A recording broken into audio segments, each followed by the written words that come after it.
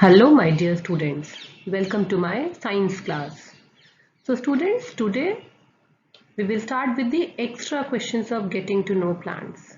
We have already completed the explanation part and the NCERT questions. So let us start with few extra questions. So the first question is, how do plants exchange gases with the environment? And we have studied that exchange of gases takes place in plants mainly through the tiny pores on the surface of their leaves, which are called as stomata. Now the second question. What are nodes and internodes? So the nodes are the point where leaf arises on stem. They are attached to the stem by a stalk. So this is a node because from here leaf arises or bud arises or a branch arises, and this part is an internode. The portion of stem between two nodes is called as an internode. Now the third question is, what do you mean by leaf venation, reticulate venation and parallel venation? So first of all, leaf venation. What is leaf venation? The design made by veins in a leaf is called leaf venation. The design, you can write pattern also. The design or pattern made by veins in a leaf is called leaf venation. Then reticulate venation, if the design is net-like or on both sides of midrib, the venation is called reticulate venation. And parallel venation, in the leaves of grasses, the veins are parallel to one another. This is called parallel venation. Now the next question is, explain the main functions of leaf. The leaf has two main functions. First is transpiration. The extra water comes out of the leaf through stomata in form of water vapors, and this process is called transpiration. And second is photosynthesis, the process by which leaves prepare their food from water and carbon dioxide in the presence of sunlight and a green colored substance, that is chlorophyll, is called photosynthesis. Apart from that, leaf also help in exchange of gases. It takes in carbon dioxide and releases oxygen through the tiny pores called as stomata.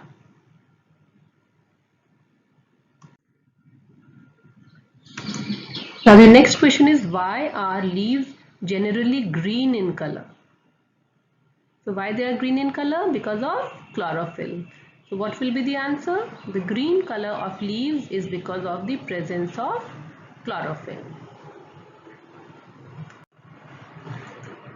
Now the next question is, what are lateral roots? So the small roots that grow on main taproot are called as the lateral roots. Now explain the difference between taproot and fibrous root. So what are taproots? Taproots have only one main and long root. The smaller roots that grow from the main root are called lateral roots. While fibrous roots do not have a main root. All roots seem to be similar. They all are similar. They are very fine roots which grow. Then second is, taproot goes deep into the soil, but fibrous root, they do not go deep into the soil. Third is, taproots are found in plants which have reticulate venation in their leaves. And fibrous roots, these are found in plants which have parallel venation in their leaves.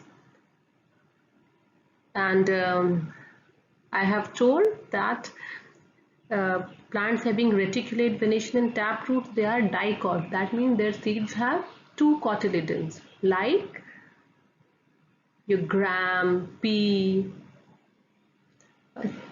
and all the other plants which you have studied, like China rose or hibiscus, rose, watermelon, All these are, they have tap roots, while fibrous roots, their seeds have only single cotyledon and they are called as monocots, like grasses, the cereals like your wheat, rice, maize, all these are monocots and they have fibrous roots and their leaves have parallel venation.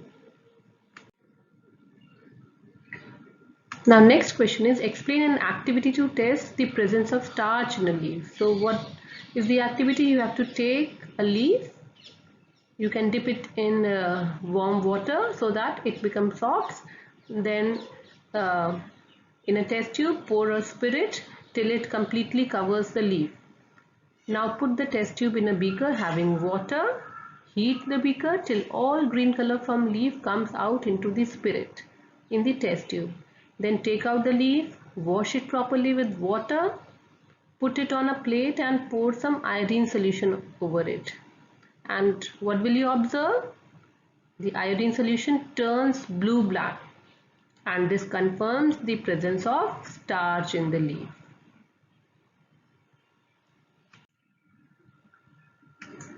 Now the next question is, how do you identify the root system of a plant without pulling it out of soil? Can you identify the root without observing the root? Yes, we can. By looking at the venation of leaves, we can identify the root system of a plant. Plants with leaves having parallel venation, they have fibrous roots, and leaves having reticulate venation have taproot. Now the next question is, write the functions of sepals and petals. So what is the function of sepal? Sepal protect the inner parts of flower when it is a bud. And what is the function of petal? Petals attract the insects which are agencies of pollination by their color and fragrance. They are brightly colored and they generally smell sweet. So the pollinators like insects, they get attracted to the flower. Now the next question, write the name of reproductive parts of a flower. So we know the different parts of flower are the sepal, petal, stamen and pistil. And out of these four parts, the stamen is the male reproductive part while the pistil is the female reproductive part. So the reproductive part of flower are stamens and pistil. Now the next question is, what do you mean by a complete and an incomplete flower? So the flower with all whorls, that is sepals, petals, stamen and carpel in it. Carpel is pistil. In it is a complete flower.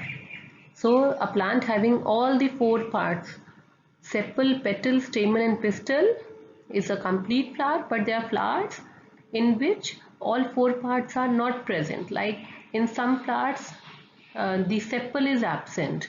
In some of the flowers, only stamen is there or only pistil is there. These flowers are called as incomplete flowers. Now the next question, what are creepers and climbers? Write an example of each. So the plants with weak stem that cannot stand upright and spread on the ground are called creepers. And your examples are watermelon, pumpkin. These are examples of creepers. Now the plant that take support of neighboring structures and climb up are called climbers. They have weak stem. For example, grape, money plant, beans, etc. Now the next question is, explain an activity to show that stem conducts water and other substances. So we have done that activity of colored water and the leaf, the veins of the leaf or the flower turned colored. So you have to write that same activity. Take some water in a glass, add few drops of red ink to the water, cut the stem of a herb plant from its base, put it in the glass. We will see that some parts of the stem become red and this activity shows that stem conducts water.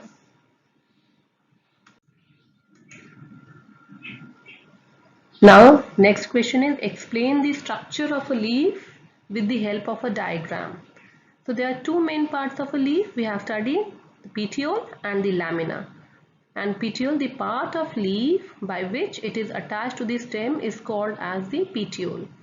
And what is lamina? Lamina is the broad green part of leaf which is basically responsible for the photosynthesis. Now this lamina has veins and midrib. Veins, what are veins? There are various types of lines on the leaf. These lines are called veins. And what is the midrib? There is a thick vein in the middle of the leaf, and this vein is called the midrib. Now the next question, what are unisexual and bisexual flowers? So unisexual flowers has either stamen or pistil in their flower, and bisexual flowers have both male and female whorl, or they have both the stamen as well as pistil.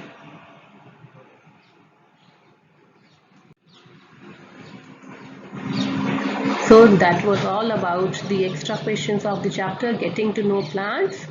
I hope you enjoyed the chapter. So thank you, students.